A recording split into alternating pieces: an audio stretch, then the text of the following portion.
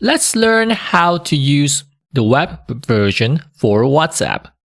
First, we need to synchronize our WhatsApp on our phone with our computer.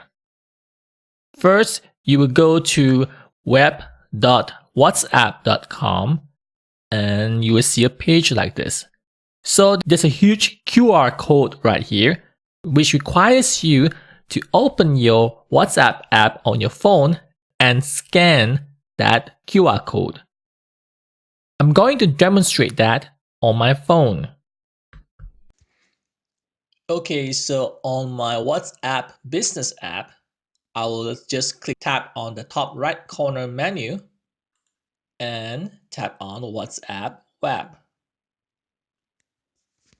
Okay, so what I need to do now is to go to my computer screen and scan that QR code.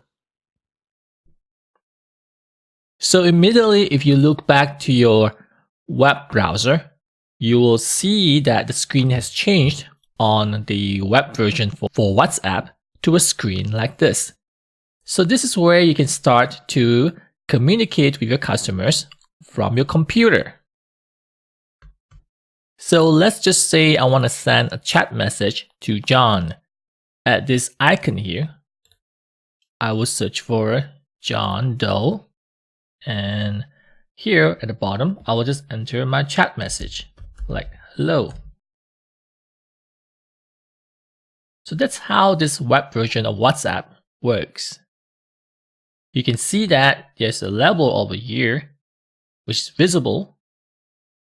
And also the labels are appearing here under contact info right here.